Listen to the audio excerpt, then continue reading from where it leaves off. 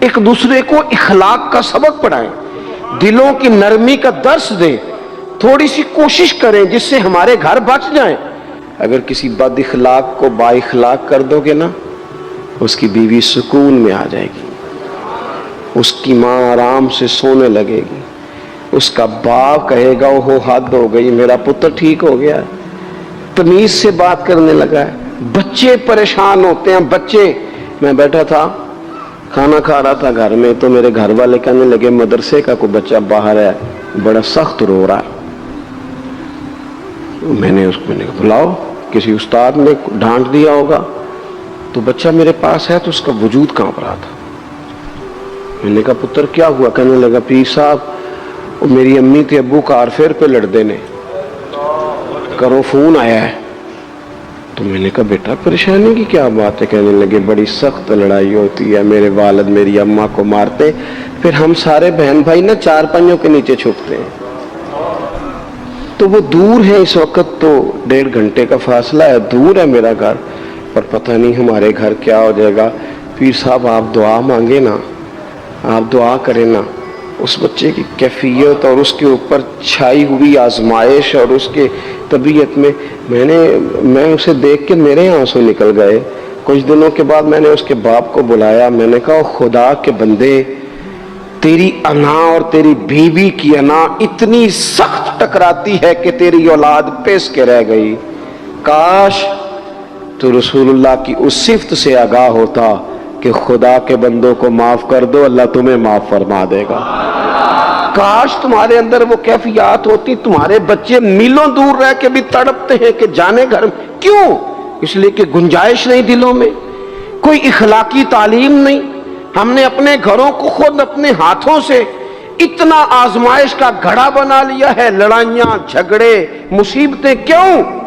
کہ پیسوں کی تو تبلیغ روز ہوتی ہے کہ کمانے چاہیے، مال کی تبلیغ تو روز ہوتی ہے، درد نہیں بٹتا، اخلاق کی بات نہیں ہوتی۔ او سجنوں، ہمارا غریب گھر تھا، پر میرے ابا جی جب گندم کا سیزن ختم ہوتا گھر میں لے کے آتے تو ہمارے گھر کے سین میں کھڑے ہو کے فرماتے لو پتر کسے دا گھر وال نہیں تکنا، میں دانے پاتے نے پھڑو لیتے تھے تو اڈی ماں نے اچار پا دیتا ہے، آپ پرواہ نہیں۔ اس سادگی کے ساتھ، اس آسانی کے ساتھ گزارا ہوتا تھا۔ میں نے ایک دفعہ کہا، میں نے کہا ابا جی لوگ بڑا بڑا پیغام دیتے ہیں پیسے کماؤ پیسوں، آپ نہیں دیتے پیغام، چلیں یہ بتا دیں کوئی شے پسند نہیں کھانے میں؟ کہنے لگے بیٹا بھوک لگی ہو تو ہر شے پسند، نہ لگی ہو تو نخرا ہی نخرا، اگر طلب ہوگی تو یہ بھی تمہیں نفع دے گا، لیکن اپنے گھر میں سکون رکھنا، اطمینان رکھنا۔ اور اگر کوئی بندہ گناہگار نظر آئے تو اس پر تنقید نہ کرے،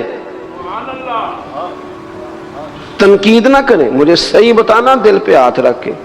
خدا نہ خواستہ کسی کا بچہ بچی معاذ اللہ، اللہ بچائے سب کو، بگڑ جائے تو کیا وہ چوک میں کھڑے ہو کے چسکے لے لے کے بتائے گا کہ بچہ میرا بگڑ گیا؟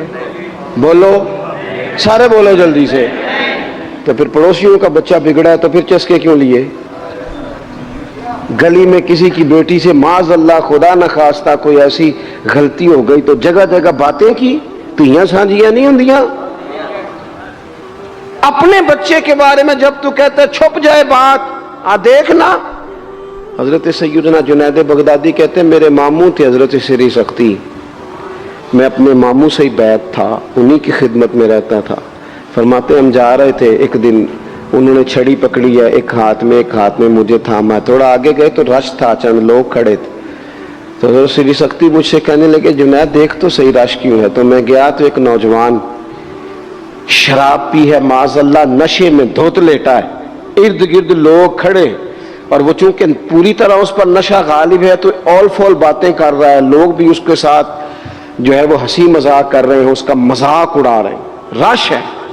میں نے آگے کہا حضور دفع کریں، ایک شرابی لیٹا ہے، لوگ بھی مذاق اڑا رہے ہیں اور بس ایسے شغل لگا ہوا ہے۔ سارے لوگ تماشبین نہیں ہوتے۔ حضرت فرمانے لگے نہیں جنید ایسے کیسے چلے جائیں، چل نہ مجھے لے چل۔ کہتے ہیں بوڑھے شیخ، ہاتھ میں نے تھاما تو وہاں لے گیا، حضرت نے لوگوں کو ڈانٹا چلو دوڑو، पुराने ज़माने में लोग बुज़ुर्गों की हया करते थे, सब लोग वहाँ से छट गए। कहते हैं मुझे फरमाने लगे, जुनेद जा प्याले में पानी ला। कहते हैं मैं एक प्याले में पानी भर के लाया। उन्होंने अपने बूढ़े हाथों से उसका मुंह धोया, उसके चेहरे पे पानी डाला, उसका मुंह साफ किया, फिर उसे खड़ा किया, उसे घर भेजने को कहा। कहते हैं वो वहीं एक कोने में साइड पे हो गया तो हजरत ना मुंह धो के ना थोड़ी देर चुप कर गए। फिर गुजरे तो उनकी आंखों में जोर जोर से आंसू टपके और हाथ उठा के कहने लगे, मालिक मैं तेरा कमजोर बंदा हूं, मैं मुंह धो सकता था, मैं दिल तो नहीं ना धो सकता। जो मेरे इख्तियार में था मैंने कर दिया, बाकी तू मुकल्लिबुल कुलूब है, कर न करम। ये किसी माँ का बेटा है, किसी खातून का शौहर है, ओ भाई जो नशे पे लग जाए उनके बच्चे बाप के होते होते यतीमों जैसी जिंदगी गुजारते हैं, लोगों के मांग के कपड़े पहनते हैं। किसी ने कहा था अगर दुश्मन से ज्यादा बदला लेना हो तो उसे कत्ल न करो, नशे पे लगा दो। माज़अल्लाह, इतना लोगों ने, कितना आम नशा हो गया। कहा अल्लाह मैं ना मुंह धो सकता हूं, दिल नहीं, दिल तू धो सकता है, धो दे। कहते हैं ये कह के हजरत उठे तो मैंने अर्ज की, हुजूर ऐसे मुंह धोया क्यों आपने?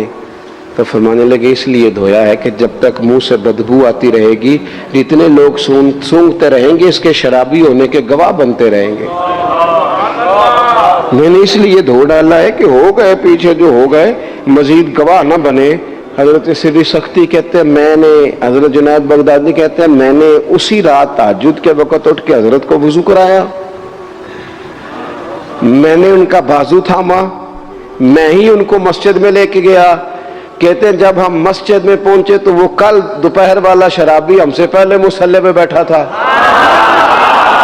कहते हैं मेरे दिल से आवाजें निकल रही थी, शेख देख लो फिर मालिक कितना करीम है, आपने मुंह धो डाला था, रब ने दिल भी धो डाला।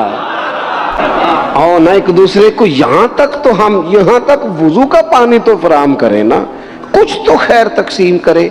अखलाक की तरबियत का मैं देखता हूँ हमारे वतन में इज़्तिराब है, बेचैनी है, इस तरह का माहौल बनाया गया है कि लोग एक दूसरे के हक में सख्त हो गए, मिजाजों में तलखियां हैं, लड़ते झगड़ते नाराज होते लोग, बिगड़ते कोसते डांटते शिकवे करते लोग। शिकवा जो होता है ना ये बंदे को बेचैन कर देता है, शुक्र बंदे को सुकून में मुब्तला करता है। शिकवे आजमाइशें अपने दिलों में वुसअत लाएं, एक दूसरे को इस्लाह की तरफ लाएं, एक दूसरे को पैगाम दें, एक दूसरे की तरबियत करें। थोड़ा सा हौसला, थोड़ा सा सब्र, थोड़ी सी गुंजाइश अपनी तबीयतों में पैदा करें। ज़ाज़ान नाम का एक गवैया था, बगदाद में गाता था, आवाज़ बड़ी सुरीली थी, बड़े लोग उसके गिर्द जमा हो जाते। हज़रत अब्दुल्ला इब्न मसूद रदी अल्लाह ताला, हज़रत अब्दुल्ला इब्न मसूद, ये वो खूबसूरत हस्ती है कि महबूब ने फरमाया इनसे कुरान सीखा करो, ये उसी तरह पढ़ते हैं जिस तरह मेरे ऊपर नाजिल हुआ था। हज़रत अब्दुल्ला इब्न मसूद रदी अल्लाह ताला अन्हु सहाबा में मुफ्ती, सहाबा में कारी, बड़े आदमी। हज़रत अब्दुल्ला इब्न मसूद एक दिन गुजर रहे थे किसी मकाम से जहाँ भी वो रहता था, तो वहाँ अल्लाह माफ़ फरमाए गाने बजाने की मजलिस सजी हुई थी, वो गा रहा था। आप गुजरे तो कानों में हल्की सी आवाज़ गई। करीब एक शख्स से पूछा ये कौन है, किसकी आवाज़ है? कहा हज़रत ये ज़ाज़ान नाम का एक गवैया है। वहीं खड़े खड़े दर्द से कहने लगे कितनी सोहनी आवाज़ है, काश ये कुरान पाक की तिलावत करता, इतनी खूबसूरत आवाज है, कोई तो हो ना जो इस दर्द से बात करे, काश ये कुरान पाक पढ़ता। और फिर दुआ मांगते आगे तशरीफ ले गए। वो जवान था, फारिग होके बाहर निकला, लोगों का रश था। एक शख्स ने उसे रोके कहा ज़ाज़ान इधर आ, पता आज क्या हुआ? कहा जनाब क्या? कहने लगे जानते हो हज़रत अब्दुल्ला इब्न मसूद को? कहा जानते हैं। फरमाया वो सहाबी रसूल सल्लल्लाहु अलैहि वसल्लम आज गुजरे, तेरी आवाज़ उनकी समातों से टकराई तो फरमाने लगे काश ये कुरान पाक पढ़ता। कहने लगा सही बताओ, उन्होंने मेरा नाम लिया है? सही बताओ, मेरे लिए कहा उन्होंने? मेरे जैसे शख्स के लिए? मैं सोच भी नहीं सकता। मैं कहां, वो कहां? मेरा नाम लिया है? कहां? थोड़ी देर रुका, चंद लम्हों पता नहीं सोचे कहां कहां का सफर करके आई। वो सारी सोचें दर्द बन के आंसू बनी और फिर आंसू दाढ़ी पे टपके चेहरे पे आए। फिर लोगों से पूछने लगा घर का पता बताओगे? कहा वो फलां जगह पे मौजूद हैं। दौड़ा गया, दरवाजे पे दस्तक दी, हज़रत अब्दुल्ला इब्ने मसूद आए। कहा कौन हो बेटा? कहने लगे हुजूर मैं वही हूँ जिसके बारे में आपने कहा था काश ये कुरान पढ़ता। मैं आ गया हूँ, पढ़ा दे मुझे कुरान पाक, पढ़ा दे। कोई बैठा हुआ मुझे दूर दुआ देता है, मैं डूबता हूं पर समुंदर उछाल देता है। किसी से तो आप पैगाम हक कहें, किसी को तो दावत खैर दें, ये सबसे बड़ा भला है। अपने बच्चों पर सबसे ज्यादा निगरानी ये करें कि उनका इखलाकी मेयार क्या है। अगर मैं और आप खुदा न खास्ता बच्चों को सिर्फ ये तरबियत देंगे ना कि वो पैसा पैसा पैसा पैसा, शादियां भी पैसे देख के करेंगे, तो याद रखना फिर एक दिन वो ये भी कहेंगे कि अब्बा काश तो कुछ ढाबे का काम करता तो आज हमारे पास भी पैसे होते। फिर बाप से भी पैसों का ही मुतालबा होगा। फिर लोग माँ बाप भी पैसों के लिए छोड़ के चले जाते हैं। फिर जब आपने तरबियत ही जिस चीज की थी तो नतीजा भी तो वही बरामद होगा। ये तो नहीं हो सकता कि बंदा बीज कोई और लगाए और दरख्त कोई और निकले, ये हो नहीं सकता। अगर हम अपने बाप से रोज झगड़ा करेंगे 5 मरले के लिए, तो याद रखना फिर हमारा बेटा 1.5 मरले के लिए भी झगड़ा करेगा। फिर मामला इस तरह का मुरतब होगा। अल्लाह करे मेरी बात आपके दिल में उतर जाए। आप थोड़ी सी तवज्जो करें, मैं क्या अर्ज करना चाहता हूं, गौर करें मेरे भाई।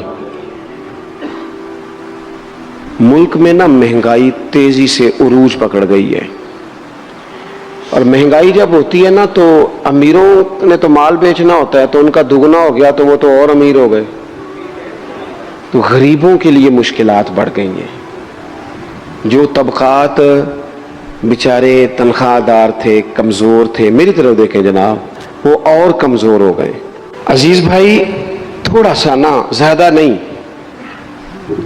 3 लोग मिलकर एक गरीब आदमी का ख्याल तो रख ही सकते हैं ना। लेकिन गरीबों से भी अर्ज करूंगा, सहारा बंदों को नहीं बनाया करते, सहारा रब रसूल को बनाया करते।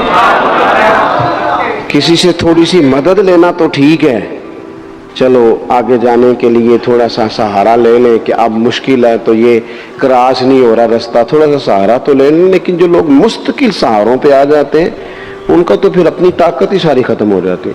गर्दन को झुका देता है खैरात का पत्थर, जहां में मांगने वालों के सर कभी ऊंचे नहीं होते। थोड़ी सी हमने एक दूसरे की मदद करनी है। जो लोग ज्यादा मालदार हैं उनसे मेरी गुजारिश है कि थोड़े से खर्चे कम कर लें, अपने हाथों से तकसीम करें।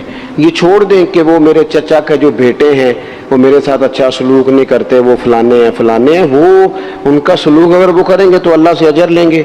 आप अगर उनको महसूस करते हैं ना वो गरीब हैं, मामू के बेटे, चचा के बेटे, गली वाले, मोहल्ले वाले, तो थोड़ा थोड़ा करके अपने भाइयों की मदद करनी शुरू करें। देखो ईद पे कपड़े थोड़े ले लो ना, वैसे भी सूट की जरूरत तो सिर्फ ईद पढ़ने के लिए, बाद में तो कपड़े बदल के गोश्त करते हैं, तो बच्चे वैसे सोए रहते हैं सारा दिन। थोड़ी सी ना अपने इजाफी खर्चे कम करें।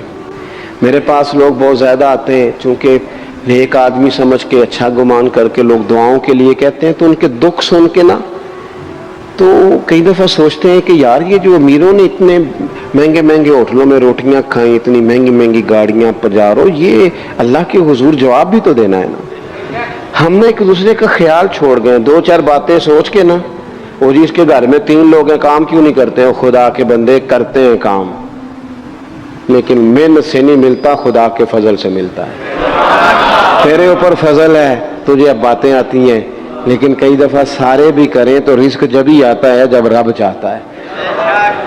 एक तो वो लोग हैं जो हाथ फैला के मांग लेते हैं, ایک سفید پوش ہوتے ہیں لا یسألون الناس الحافا، جو لپٹ لپٹ کے سوال نہیں کر سکتے، ان کو دیکھیں، بالخصوص اپنے بہن بھائیوں میں، قریبی رشتہ داروں میں، پڑوسیوں میں تھوڑی تھوڑی لوگوں کی مدد کریں اور اپنے خرچے بتدریج کم کریں۔ خواہش تو بچوں کی طرح ہوتی ہے، ایک خواہش پوری کریں تو دوسری پیدا ہو جاتی ہے، دوسری پیدا کریں تو چار خواہشیں اور کھڑی ہیں۔ یہ نفس تو بچے کی طرح ہے، اپنی خواہشات تھوڑی کم کر کے۔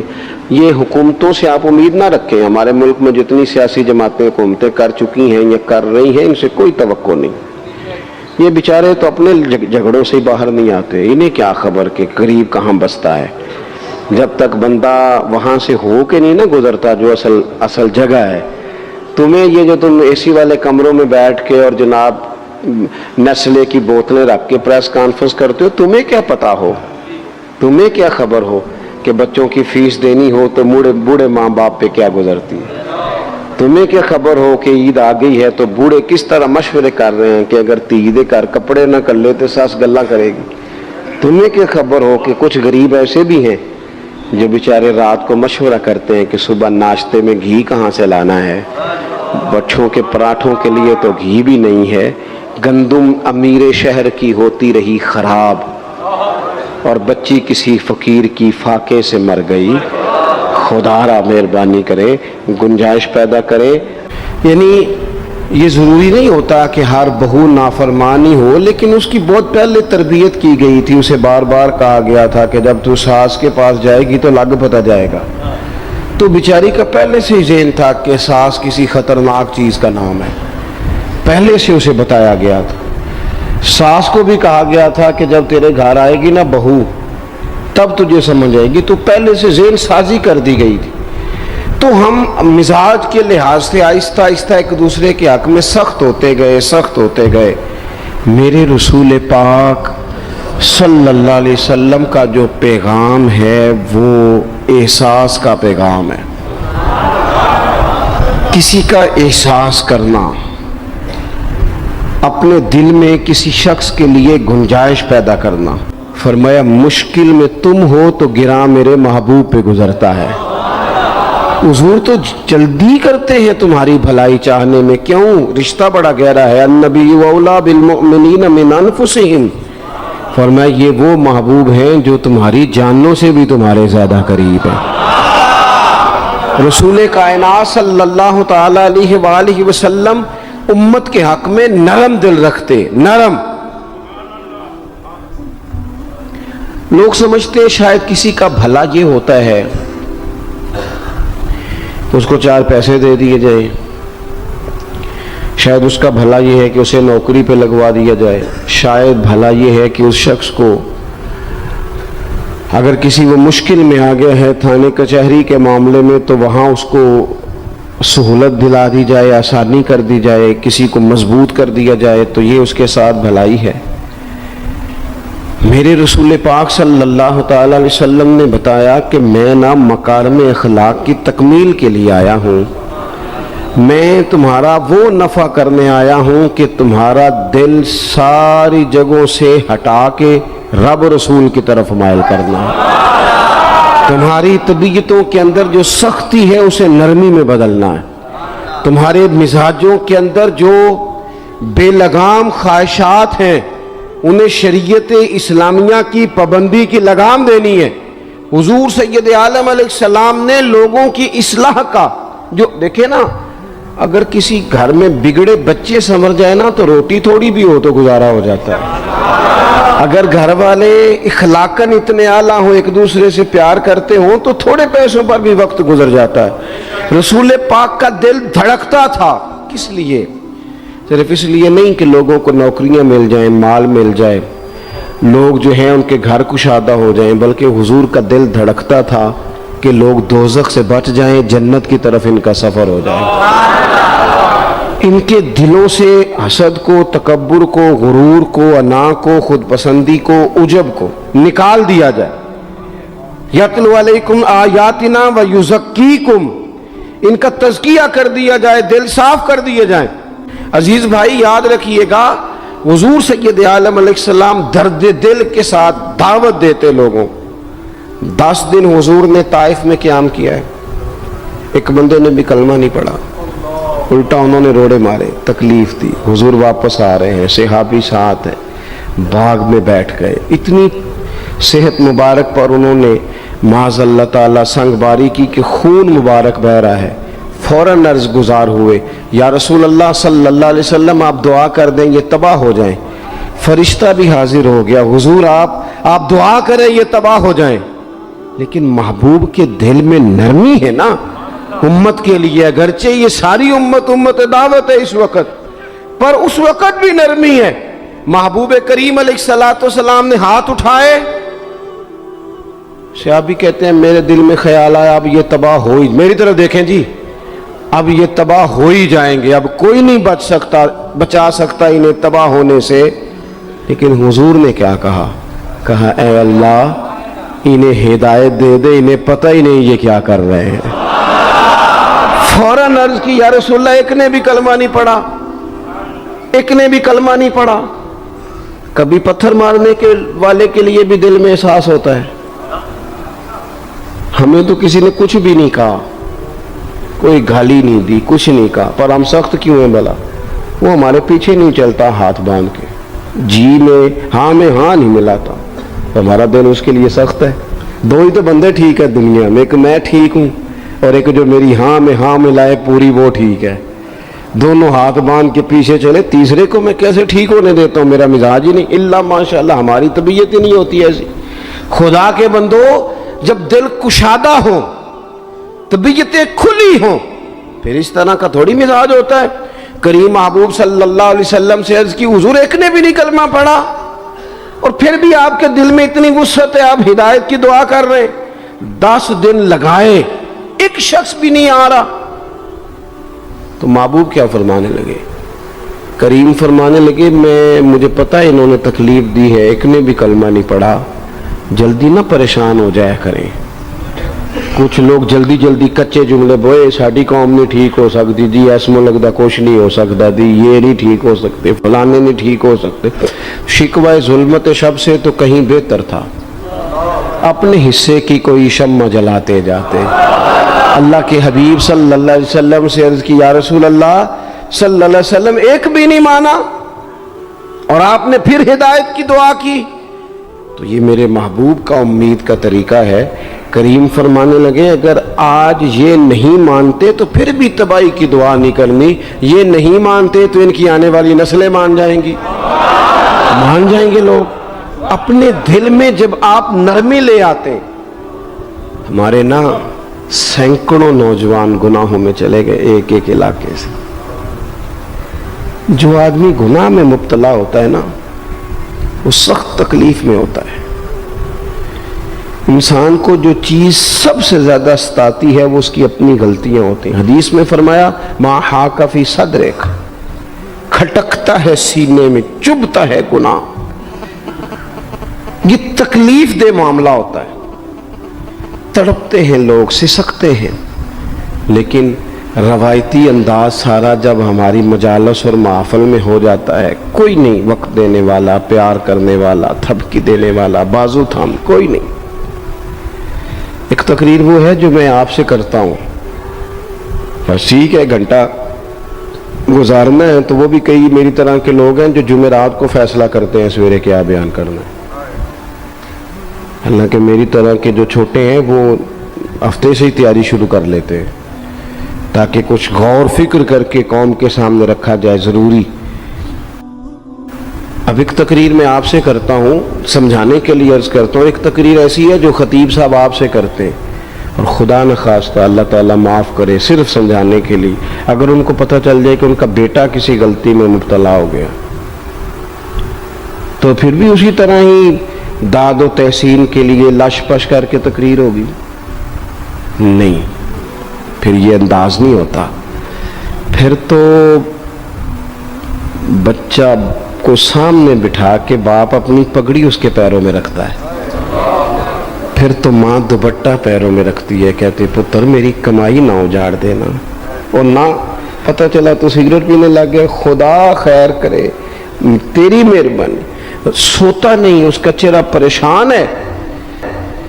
اب بات آئی ہے نا، اب یہ وقت آیا تبلیغ کا، اصلاح کا. اسے منت کر کے سمجھایا، اس کو گزارش کی. اس نے کہا ابا جی غلطی ہو گئی تھی، آئندہ نہیں کرتا. پوری اس نے تسلی دی، پھر بھی نہیں سوتا. بچہ تو وعدہ کر کے چلا گیا، پھر بھی نہیں سویا. وہ اپنے کمرے میں چلا گیا اور اس نے مصلی بچھا لیا. کہا یا اللہ یہ میری عمر کی کمائی ہے، مالک اسے ہدایت دے دے. او بھائی جب تو اس انداز میں ملت کے ہر بیٹے کی اصلاح کرنے لگے گا، اور اس سے مراد صرف خطیب واعظ ہی نہیں، حضور نے ہم سب کے ذمہ لگایا تھا بلغ عنی ولو آیا. ہم سب کی ذمہ داری ہے لوگوں کے لیے، لوگوں کو قائل کریں. مجھے بتاؤ اپنی ذات کے حق میں قائل کرنا ہو تو کرتے ہیں کہ نہیں؟ ہوتا ہے نماز کی دعوت ہم کیسے دیتے ہیں؟ ہم کہتے ہیں پڑھ لیے کر نماز، اتنے پیسے کہاں لے کے جائے گا، یہی دعوت ہوتی ہے نا. وہ کہتا ہے تو نے اپنی قبر میں جانا اور میں نے. یہ تو ہے ہمارا دین کے حق میں. وہ محفل میں آنا اگر ٹائم ملا تو ٹھیک، یہ ہے دین کے حق میں. اور جب اپنی باری آئے، کسی سے 50,000 روپے چاہیے تھے، فون کیا اس کو، ملنا تھا، وہ کہتا حکم کریں.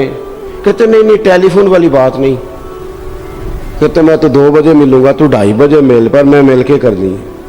پھر جاتے ہی اس سے 50,000 مانگا نہیں، پہلے منت کی، دکھ سنایا، پھر اسے ثابت کرایا کہ تیرے علاوہ دینا بھی کسی نے نہیں، سارے غلط بندے ہیں، تو ٹھیک ہے معاذ اللہ.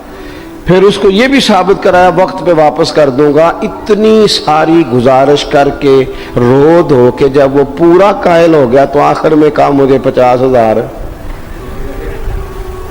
صحیح کہہ رہا ہوں؟ ہاں نہ تو کرو نا، تو ہلکا سا ایسے ایسے تو کرو نا.